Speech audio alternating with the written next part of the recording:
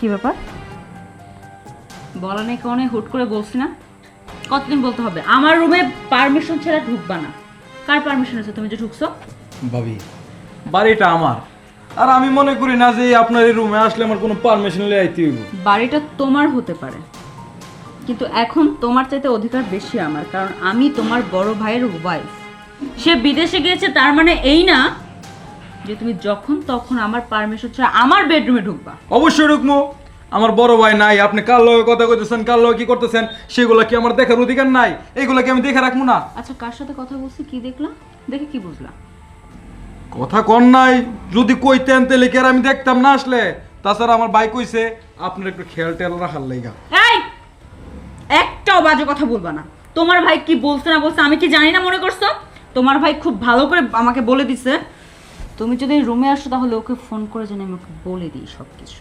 তুমি যে আমার পারমিশন ছাড়া রুমে ঢুকছো, আমি এই কথা যদি তোমার ভাইয়াকে বলি, ও এক্ষুনি বিদেশ থেকে চলে আসবে। তুমি জানো চলে এসেছে তোমার কি অবস্থা করবে, তুমি নিজেও জানো না। আপনি হইতেছেন গিয়া ভাইয়ের বউ, আর আমি ছোট্ট ভাই, আপন মার পেটার ভাই।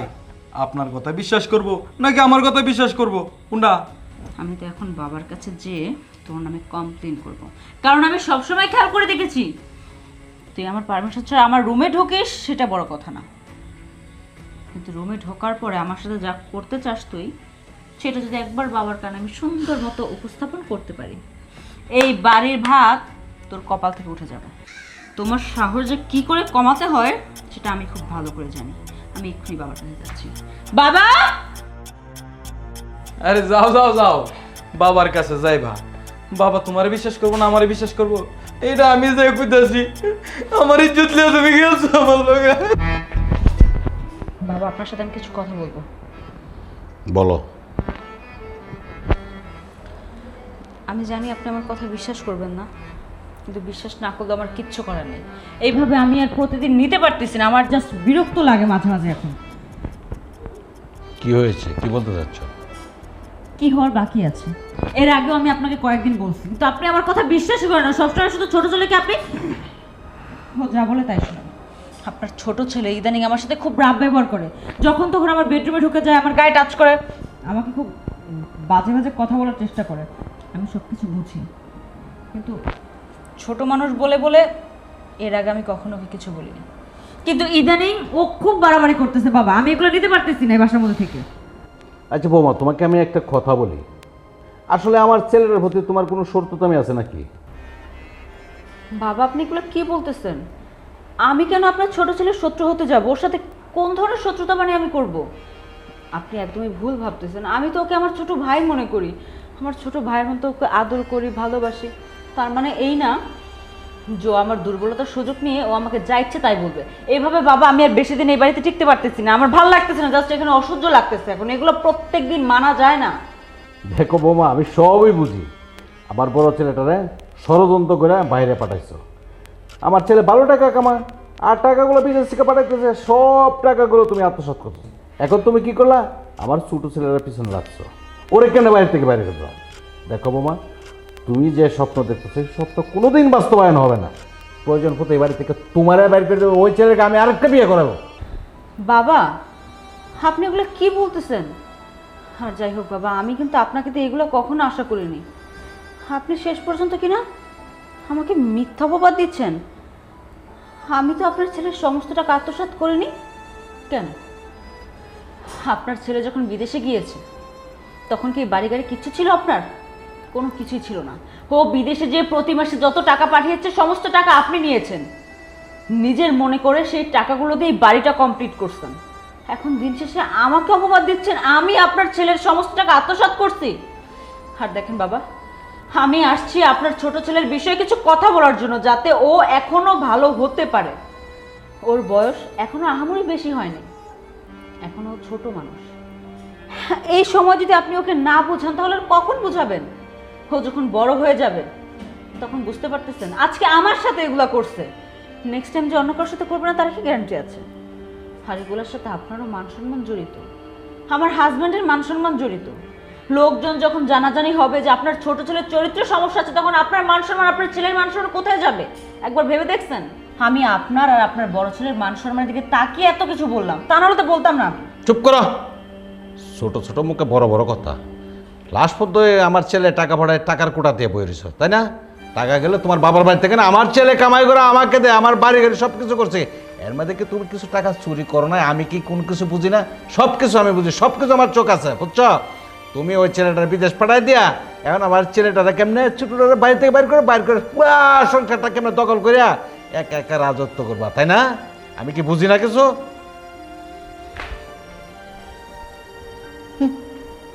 রাগ, ওইসব রাগে কুদ্দুস কাঁপে না। ভাবি, কইছিলাম না আব্বার কাছে বিচার টিচার দিয়ে লাভ হইব না, কারণ আমি তো ওনার সন্তান, আপনি হইলে ছেলের বউ। এখন ঠিক আছে, বুঝে পাইছেন? বাপও যেমন, তার ঘরে জন্ম হয়েছে তেমন শয়তান ছেলে।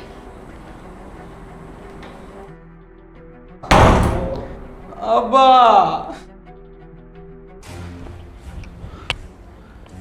আব্বা, তোমার বৌমা যা শুরু করছে, এই বাড়িতে কি আমি থাকবো না তোমার বৌমা থাকবো?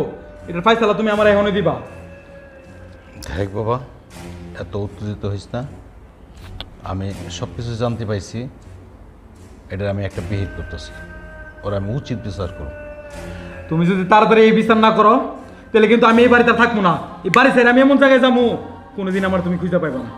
বাবা, এত রাগ করা ভালো না, বলছি তো বিষয়টা আমি দেখতেছি। আব্বা, বিষয়টা তুমি কি দেখবা? এই বিষয়টা আমি দেখতেছি।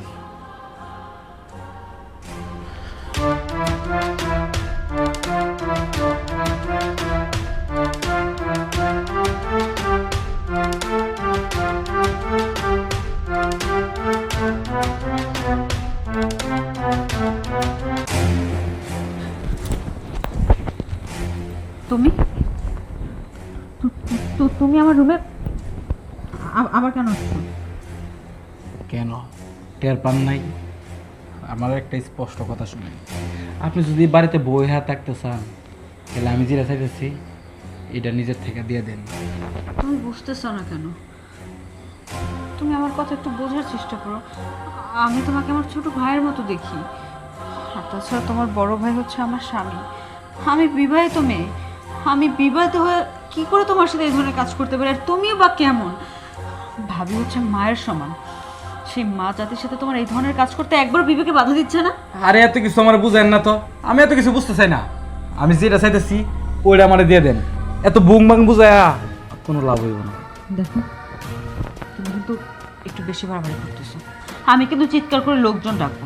ডাক দেন, দেন ডাক। সমস্ত গ্রামের মানুষ এখানে জড়ো করেন। কেউ ওর বাপের সাহস নাই যে আমার কিছু কইব, কারণ আমি আমার বাপের দিকে নজর দিছি, এটা আমার লাগবো। দেখো, এগুলো একদম উচিত না। ভাই দেখো, আমি হাত জোর করে তোমার কাছে রিকোয়েস্ট করতেছি, আমি তোমার ভাবি, এগুলো করা একদমই উচিত না। তোমার যদি বিয়ে করার ইচ্ছা থাকে আমাকে বলো, আমি তোমাকে বিয়ে করে দিব, কিন্তু আমার সর্বনাশটা তুমি করো না, প্লিজ প্লিজ। বিয়া বিয়ে করলে কি আমি তোমার মতো পাবো? তোমার মতো পাবো আমি? তুমি কি তোমার এনে দিতে পারবা? কি হচ্ছে এগুলা? বাবা, আপনাকে তো আমি এর আগেও বলছি, আপনি তো আমার কোনো কথাই বিশ্বাস করেননি। দেখছেন আজকে আজকে তো সবকিছু নিজের চোখেই দেখছেন। সবসময় আপনার ছোট ছেলে এরকম করে। আমি ওকে অনেক বুঝিয়েছি যে এগুলো একদমই ভালো না, অন্যায়। আমি তোমার ভাবি, মায়ের মতো, কিন্তু আমার কোনো কথা না শুনে সব সময়ের সাথে এই ধরনের ব্যবহার করে। আমি বাবা এগুলো নিতে পারতেছি না, বিশ্বাস করে। বাহ, কি সুন্দর অ্যাক্টিং করতেছেন আব্বা। আমার ডাইকাই না ঘরের ভিতরে জোর করে এই যে। আব্বা, শেষ পর্যন্ত তুমি আমার অবিশ্বাস করতেছ? হারামির বাচ্চা, আমি তোর কথা শুনে আমার বৌমাটার কত কষ্ট দিয়েছি। তুই যেটা বলছো আমি সেটা বিশ্বাস করছি। আজকে আমি নিজ চোখে দেখছি তুই যে কত একটা নিমহারাম বেমান। তোর আমি জন্ম দিয়েছি, একটা বেমান নিমহারাম জন্ম দিয়েছি। তুই আমার চোখের সামনে তো এখন বের হয়ে যা, না হলে তোর এমন মার মারবো একবার হাত তো ব্যাংকে তোরা বস্তা করে ফেলাই দেবো। যা যা বলছি। আব্বা, শেষ পর্যন্ত তুমি আমার অবিশ্বাস করলা।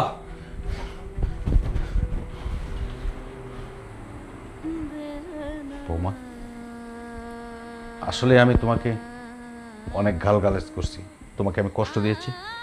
এই কুলাঙ্গার কথা আমি বিশ্বাস করে আসলে তোমার এভাবে অত্যাচার করে আমি কোনোদিন বিশ্বাস করতে পারিনি।